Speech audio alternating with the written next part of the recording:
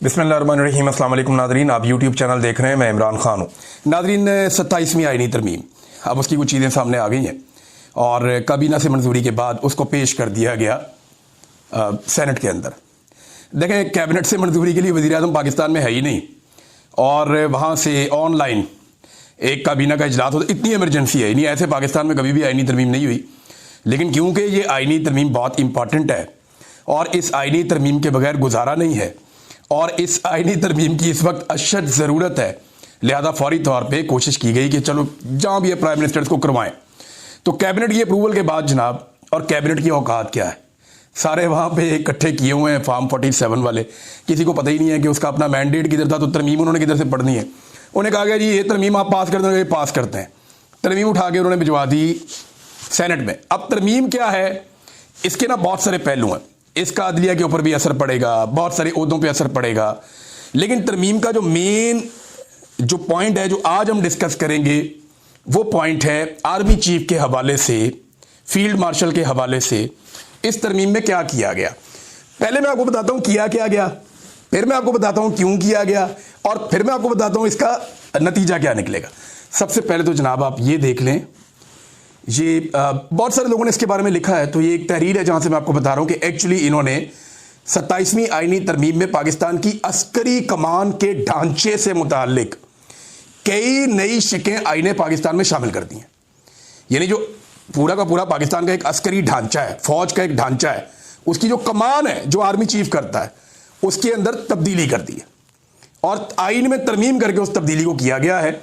अच्छा, नंबर एक ये किया गया कि chairman joint chief of staff committee का खात्मा, यानी पहले दो बंदे लगते थे ना 3 साल के बाद, एक आर्मी चीफ लगता था और एक chairman joint chief of staff लगता था। ये दो बंदे लगते थे, साहिर साहब थे इस मरतबा, अब वो अगली दफ़ा कोई भी नहीं होगा। तो उन्होंने ये ओहदा ख़त्म कर दिया। ये ओहदा अब 27 नवंबर 2025 से ख़त्म कर दिया जाएगा और नई कमांड पोस्ट का एक क़याम कर दिया गया, एक नई कमांड पोस्ट बना दी गई। यानी ये इख्तियारात जो हैं वो अब आर्मी चीफ को मिल गए हैं, ये वाले भी। वज़ीर आज़म चीफ ऑफ आर्मी स्टाफ, जो बैक वक्त चीफ डिफेंस फोर्सेस के तौर पर भी खिदमात सर अंजाम देंगे, की सिफारिश पर नेशनल स्ट्रेटेजिक कमांड का कमांडर पाकिस्तान आर्मी के अफसरान में से तैनात करेंगे और इसकी तनख्वाह और मुराद का तयन भी वज़ीर आज़म करेंगे। यानी ये जो एटम बम जिसके हाथ में होता है ना, ये बहुत इंपॉर्टेंट ओहदा है, बहुत, यानी आर्मी चीफ के बाद एक बहुत अहम तरीन ओहदों में से एक ओहदा DGISI का होता है और एक ये ओहदा है, और ये ओहदा होता है नेशनल स्ट्रेटेजिक कमांड का, कमांडर के जो कमांड होती है उसका ये ओहदा होता है। उसको भी आर्मी चीफ ने अपने हाथ में ले लिया कि उनकी अप्रूवल के बगैर या उनकी तजवीज़ के बगैर या उनकी सिफारिश के बगैर वज़ीर आज़म किसी को तैनात कर नहीं सकता। ये बंदा वज़ीर आज़म अपनी मर्जी से नहीं ला सकता। ये इख्तियार भी आर्मी चीफ ने अपने पास रख लिया और उसकी तनख्वाह और मुराद का तयन भी वज़ीर आज़म करेंगे। अच्छा, नंबर 3 इसमें एक और बड़ी इंपॉर्टेंट चीज़ है कि आला फौजी रैंक रखने वालों के लिए उम्र भर की मुराद, यानी जिनके आला फौजी रैंक्स हैं ना, जैसे फील्ड मार्शल हो गया, जैसे इस किस्म के और अहदेदार हो गए, इनकी जनाब जो मुराद है, इनको सारी ज़िंदगी मिलती रहेंगी, वो ख़त्म नहीं होगी। जब तक ये ज़िंदा रहेंगे इनकी मौजें लगी रहेंगी, इनकी तनख्वाहें, इनकी ये चीज़ें सारी इनको मिलती रहेंगी, मुराद इनको मिलती रहेंगी। फिर वो अफसरान जिन्हें फील्ड मार्शल का ओहदा दिया गया हो या marshal of the air force का ओहदा दिया गया हो या एडमिरल ऑफ द फ्लीट के ओहदे पे, अच्छा ये ओहदे नॉर्मली मिलते नहीं होते, फील्ड मार्शल का ओहदा ये जंग के बाद मिलता होता है। अगर किसी को आइंदा किसी आर्मी चीफ को फील्ड मार्शल का ओहदा चाहिए होगा तो उसे एक जंग करनी पड़ेगी पाकिस्तान की किसी मुल्क के साथ, या तो अफगानिस्तान के साथ जंग कर ले। अब इस ओहदे के अंदर इतनी पुरकशिश चीजें रख दी गई हैं, पहले मैं आपको बता दूं है क्या, फिर आपको बताता हूं कि जंग क्यों करनी पड़ेगी आने वाले आर्मी चीफों को। अच्छा, इसमें वो कहते हैं जी तरक्की दी जाएगी, अपने रैंक, मुराद और यूनिफॉर्म ताहयात तक इनके बरकरार रहेंगे। ये अफसरान जिन्हें कौमी हीरोज करार दिया जाएगा को सिर्फ आइन के आर्टिकल 47 में दर्ज तरीकाकार के तहत ही बरतरफ किया जा सकेगा। यानी ये वो तरीका होगा कि सदर मुमलिकत की बरतरफी का तरीकाकार, यानी इम्पीचमेंट के बगैर इसको आप नहीं हटा सकेंगे। वजीर आजम का ये इख्तियार कि वो आर्मी चीफ को तब्दील कर दे या उसको हटा दे, ये इख्तियार उससे वापस ले लिया गया है और ये खास तौर पे उन लोगों के लिए जिन्हें फील्ड मार्शल करार दिया जाए। यानी फील्ड मार्शल को हटाने का इख्तियार वजीर आजम से चला गया। अगर फील्ड मार्शल को हटाना है तो उस तरीके से हटाना पड़ेगा जिस तरीके से सदर की इंपीचमेंट की जाती है, या कम से कम 2/3 अक्सरियत किसी के पास होगी तो वो आइन में तरमीम करके ये काम कर सकता है, अदरवाइज वो ये काम कभी भी नहीं कर सकता। नंबर 5 ये बड़ी इंपॉर्टेंट चीज है, बहुत ही इंपॉर्टेंट चीज है और यह है कि आइन के आर्टिकल 248 के तहत सदर मुमलिकत को जो इस्तिस्ना हासिल है, यानी इसके ऊपर केस नहीं बन सकता। सदर मुमलिकत पे आपको पता है केस बन नहीं सकता। जरदारी साहब का मुकदमा जब जाता था अदालत में तो उनके वकील जाके कहते थे कि क्योंकि ये सदर पाकिस्तान है लिहाजा इसके ऊपर पाकिस्तान का कानून ही नाफिज नहीं होता, इसको इम्यूनिटी है, इस बंदे के ऊपर कोई कानून आप लगा ही नहीं सकते। वजह यह है कि क्योंकि ये सदर पाकिस्तान है लिहाजा इसको इस्तिस्ना है हर किस्म के कानून से, ये कोई भी जुर्म करे आप इसके खिलाफ कुछ नहीं कर सकते। वही इस्तिस्ना इन्होंने फील्ड मार्शल को भी दे दिया है और फील्ड मार्शल को ये वाला इस्तिस्ना दे दिया कि एक तो वो देखें ना, दो चीजें होगी, एक तो फील्ड मार्शल रहेगा अब ताहयात, नंबर 2 उसको मिलती रहेंगी मुराद हमेशा पूरी जिंदगी के लिए, नंबर 3 पूरी जिंदगी उसके ऊपर कोई मुकदमा नहीं बन सकेगा, आप उसके ऊपर कोई केस नहीं कर सकेंगे। यानी आसिम मुनीर साहब अपनी लाइफ में पूरी जिंदगी में कुछ भी करें, ये राह चलते किसी को कत्ल कर दें, ये किसी के साथ कोई ज्यादती कर दें, कोई जुल्म कर दें, आसिम मुनीर साहब किसी के साथ कोई फ्रॉड भी कर दें, ये कुछ कर दें दुनिया के अंदर, आसिम मुनीर साहब के खिलाफ अब पाकिस्तान का कानून कभी कोई कार्रवाई नहीं कर सकेगा। वजह यह है कि इनको ताहयात इस्तिस्ना मिल गया है, क्योंकि ताहयात रहेंगे। देखिए ना, इस्तिस्ना तो ओहदे को मिला है और ओहदा इन्होंने लिख दिया कि ताहयात रहेगा और ओहदे के साथ मुराद भी ताहयात रहेंगी। ये आगे आपको बात समझ, आगे चले। अच्छा जी, कमांड खत्म होने के बाद की जिम्मेदारियां, यानी अगर इनकी कमांड खत्म हो जाती है, फर्ज करें कि आर्मी चीफ की मुद्दत पूरी हो जाती है लेकिन फील्ड मार्शल वो शख्स सारी उम्र रहेगा, लेकिन आर्मी चीफ की मुद्दत खत्म होने के बाद जब शहबाज शरीफ एक नया आर्मी चीफ ले आएगा या नवाज शरीफ ले आएगा या इमरान खान ले आएगा, कोई भी जब एक नया आर्मी चीफ आ जाएगा तब भी ये इख्तियार मौजूद रहेगा कि वफाकी हुकूमत इन अफसरान की आइंदा जिम्मेदारियां और फराइज कौमी मुफाद के तहत तय करेगी कि आइंदा जनाब इनसे हमने क्या काम लेना है या ये आइंदा क्या काम कर सकते हैं। ये है जनाब तमाम तरमीम। मैं सिर्फ एक आपको बता रहा हूं, अभी मैं अदलिया वाले मामले पे नहीं गया, अभी मैं बाकी मामला पे नहीं गया, अभी सिर्फ हम फोकस करते हैं कि आर्मी चीफ वाले मामले के ऊपर ये तरमीम क्या है और ये हो क्या रहा है और ये किया क्यों जा रहा है। देखें, इनमें हमें 3-4 चीजें एक दफा फिर मैं क्लैरिफाई कर दूं। इसका फर्क क्या पड़ेगा? फर्क ये पड़ेगा कि मौजूदा जो फील्ड मार्शल आसिम मुनीर साहब हैं ये अब सारी जिंदगी फील्ड मार्शल रहेंगे, नंबर 1। नंबर 2, इनके पास बाकी तमाम फोर्सेस की कमांड भी आ जाएगी। नंबर 3, जो अहम तरीन पोस्ट है जहां पे पाकिस्तान के स्ट्रेटेजिक बहुत बड़े बड़े एटम बम ये वो सब, वो कमांड भी इनकी मुशावरत के साथ ही बंदा आएगा या इनकी सिफारिश के साथ बंदा आएगा, इनकी सिफारिश से बाहर वजीर आजम कुछ नहीं कर सकता। नंबर 4, इनको ताहयात, क्योंकि इन्होंने फील्ड मार्शल रहना है तो ताहयात इनको इनकी मुराद मिलती रहेंगी। नंबर 5, जब ये ताहयात फील्ड मार्शल रहेंगे तो ताहयात इनको एक इस्तिस्ना आइन में मौजूद रहेगा कि इनको कोई छेड़ नहीं सकता, इनको कोई उंगली नहीं लगा सकता, इनके ऊपर कोई केस नहीं बन सकता। पाकिस्तान का कोई थाना, कोई FIA का दफ्तर, कोई किसी भी एजेंसी का दफ्तर, कहीं पे कोई मुकदमा आसिम मुनीर साहब के ऊपर नहीं बन सकेगा। वजह क्या है कि उन्हें एक कानूनी इस्तिस्ना हासिल हो चुका है और ये आइन में दर्ज कर दिया गया है कि उनके खिलाफ कुछ नहीं होगा। वैसे ये लगे हाथों जरदारी ने और गवर्नर ने भी ले लिया कि सारी जिंदगी के लिए इसके अंदर उन्होंने शामिल किया हुआ है। अभी तरमीम पास नहीं हुई लेकिन शामिल इन्होंने करवाया हुआ है कि जरदारी को भी और जो गवर्नर थे उनको भी, यानी सदर को भी और गवर्नर को भी, जितने भी हैं उन सबको भी ताहयात इस्तिस्ना होगा, उन्हें कभी भी उनके ऊपर कोई केस नहीं बनेगा। लेकिन इसका इतलाक जो है वो आइंदा से करेंगे, पीछे से नहीं करेंगे। अभी वालों को फायदा देंगे, पहले वालों को बिल्कुल फायदा नहीं देंगे। पहले वालों को दिया तो उमर चीमा बाहर आ जाएगा, पहले वालों को दिया तो बाकी लोग जो है उनकी भी बचत हो जाएगी।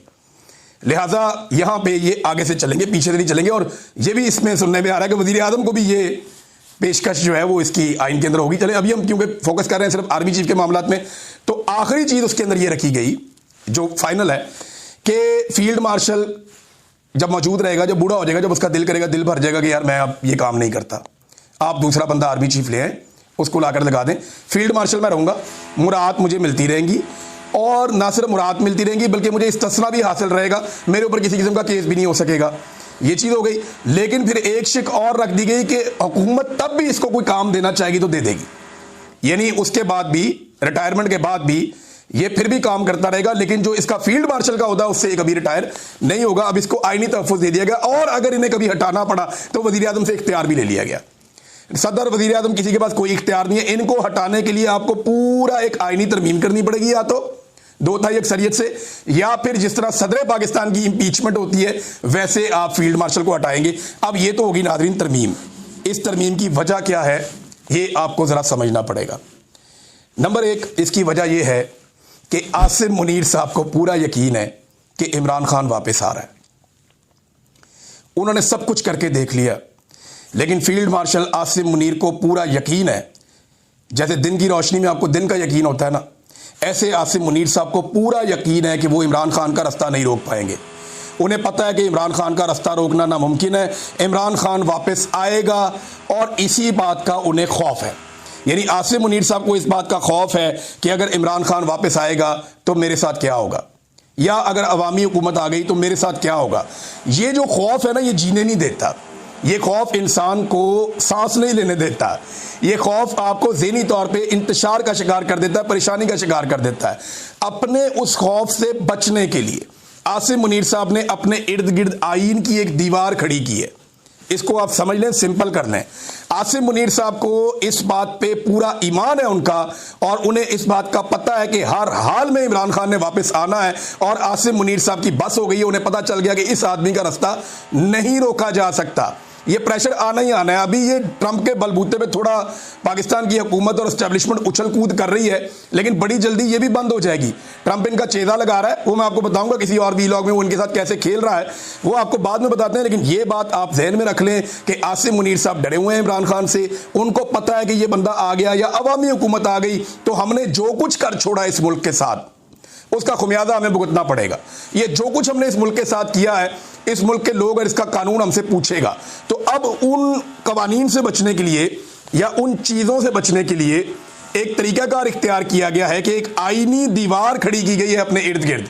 उस दीवार के अंदर क्या है कि मैं सारी ज़िंदगी रिटायर ही नहीं होऊंगा, मुझे सारी ज़िंदगी मुराद मिलती रहेंगी, मुझे जो है सारी ज़िंदगी इस्तिस्ना रहेगा, मेरे ऊपर कोई केस नहीं होगा, और मुझे हटाया भी नहीं जा सकेगा। अगर हटाना है तो या तो 2/3 अक्सरियत लेकर आओ, या मुझे सदर पाकिस्तान की तरह इम्पीच करो, और मैं जब चाहूंगा किसी भी हुक्मरान से कह के कोई और ओहदा भी ले लूंगा और उसको इंजॉय करूंगा। ये है आईनी तरमीम 27वीं में आर्मी चीफ की हद तक चीजें।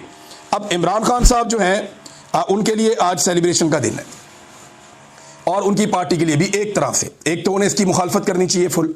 ये फर्द वाहिद के लिए एक आईनी तरमीम हो रही है। ऐसा नहीं होता कि आप फर्द वाहिद के लिए आईनी तरमीम करें। आपने एक अजीब रास्ता खोल दिया है कि अब हर आर्मी चीफ जो आएगा वो फील्ड मार्शल बनना चाहेगा। फील्ड मार्शल बनने के लिए उसको या तो जंग करनी पड़ेगी अफगानिस्तान से, या ईरान से, या इंडिया से।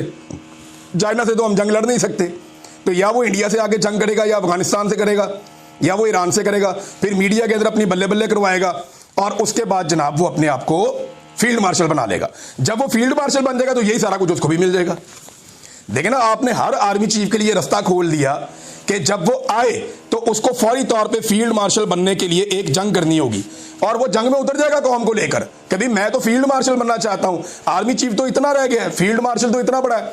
फील्ड मार्शल को तो इस्तिस्ना है, फील्ड मार्शल की तो मुराद ताहयात है, फील्ड मार्शल का ओहदा ताहयात है। फील्ड मार्शल पे सारी जिंदगी केस कोई नहीं हो सकता। फील्ड मार्शल को कोई वजीर आजम, कोई किसी का बाप भी हटा नहीं सकता, लिहाजा उसको हटाने का तरीका भी बहुत मुश्किल कर दिया है। तो मैं तो बनूंगा फील्ड मार्शल जो आर्मी चीफ बनेगा, और फील्ड मार्शल बनने के लिए वो वही करेगा जो जरूरी है। यानी एक आधी जंग या लड़ाई करनी पड़ेगी, उसके बाद कोई फील्ड मार्शल का ओहदा मिलता है। अदरवाइज तो ऐसे फील्ड मार्शल का ओहदा कोई सड़कों पे तो नहीं मार देता रेवड़ियों की तरह।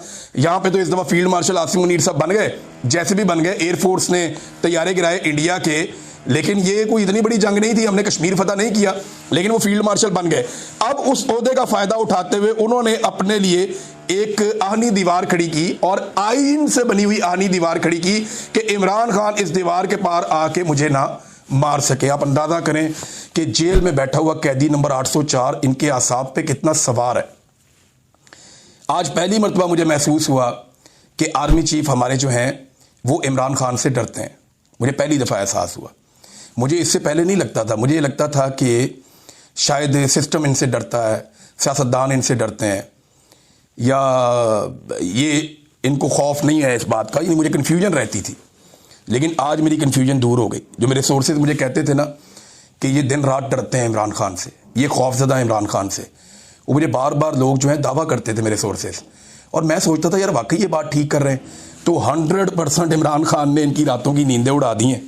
इन्हें समझ नहीं आ रही कि इस आदमी से बचना कैसे है, क्योंकि उसके साथ अवाम की ताकत है, और सबसे बड़ी बात यह है कि अल्लाह रब्बुल इज़्ज़त उसकी मदद कर रहा है और उसकी इज़्ज़त में इजाफा कर रहा है, लोगों के दिलों में उसके लिए प्यार डाल रहा है। अब मैं एक चीज़ आपको और बताऊं जितने भी लोग आज तक ताकतवर हुए हैं ना, वैसे पूरी तरमीम में आवाम के लिए कुछ नहीं है। अगर किसी को लगता है कि उनके लिए खुशखबरी निकलेगी, कुछ भी नहीं निकलेगा। ये अशराफिया की तरमीम है, उन्होंने आपस में मिलजुल के कर दी है। अदलिया का जो कचूमर निकला वो आपको अगले व्लॉग में बताऊंगा। लेकिन एक बात मैं आपको कैटेगोरिकली बता दूं कि जब भी कोई जालिम होता है ना, जब वो अपना पूरा बंदोबस्त कर लेता है, जब उसे लगता है कि अब उसे कोई छू भी नहीं सकता, जब उसे लगता है कि मैंने सारे अपने हर तरफ से दरवाजे बंद कर लिए हैं, जब उसे ये लगता है कि उसने बड़ी बड़ी फसीलें खड़ी कर दी हैं, जब उसे लगता है कि उसने एक ऐसा किला बना लिया है जिसे कभी कोई फतह नहीं कर सकता, तो तब अल्लाह रब्बुल इज़्ज़त मूसा को भेजता है। तब अल्लाह रब्बुल इज़्ज़त जो है वो अपना डंडा चलाता है और अल्लाह रब्बुल इज़्ज़त का कानून हरकत में आता है। मैंने बड़े बड़े ताकतवर लोगों को मलिया मेट होते हुए देखा, तारीख की किताबों में पढ़ा कि जब वो मुतमईन हो गए और उन्हें लगा, और कुरान पाक में भी अल्लाह ताला कहते हैं कि अल्लाह ताला उस वक्त पकड़ता है जब वो वहमो गुमान भी नहीं होता उनका। कौमों को अल्लाह ने ऐसे पकड़ा कि जब उनका वहमो गुमान नहीं था, जो बड़े सरकश लोग थे, जब उनका वहमो गुमान भी नहीं था, उनको 1% भी इम्कान नहीं था, तब मेरे अल्लाह ने उनको पकड़ा बेखबरी में। तो बेखबरी कब होती है? जब आप मुतमईन हो जाते हैं। अब इतने सारे इक़दाम करके ये निज़ाम मुतमईन हो जाएगा कि इमरान खान हमारा कुछ नहीं बिगाड़ सकता। आप इमरान खान से तो लड़ ही नहीं रहे, आप तो लड़ रहे हैं 25 करोड़ पाकिस्तानियों से, और इमरान खान उन्हें सिर्फ लीड कर रहा है। लड़ाई तो आपकी 25 करोड़ पाकिस्तानियों से है, और लड़ाई आपकी अल्लाह रब्बुल इज़्ज़त के असूल और कानून और ज़ाब्ते के साथ है कि आप जुल्म कर रहे हैं, जबर कर रहे हैं, फस्तायत कर रहे हैं, आप माओ और बेटियों को परेशान कर रहे हैं, आप चादर और चार दीवारी का तकद्दुस पामाल कर रहे हैं। तो आपकी लड़ाई अल्लाह रब्बुल इज़्ज़त की कुदरत से है, आपकी लड़ाई पाकिस्तान के 25 करोड़ अवाम से है।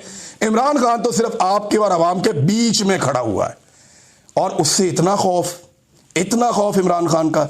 मेरे ख्याल में इसको इस एंगल से ज़रूर सोचें कि खौफ इमरान खान का जो है वो रगों में उतर गया, इनकी हड्डियों में बैठ गया, और अब ये तरमीमें कर करके अपने आप को बचा रहे हैं कि जनाब कुछ करो, अपनी अपनी जान बचाओ। ये जनाब आर्मी चीफ की हद तक जो एक तरमीम हुई, मैंने आपको बता दी कि जो अस्करी क़यादत उसकी कमान के अंदर, जो आइन के अंदर तरमीम की गई, मैंने आपको बताया। फर्दर इस पर बात करेंगे। अब तक के लिए इतना, अपना ख्याल रखिएगा, अपने चैनल का भी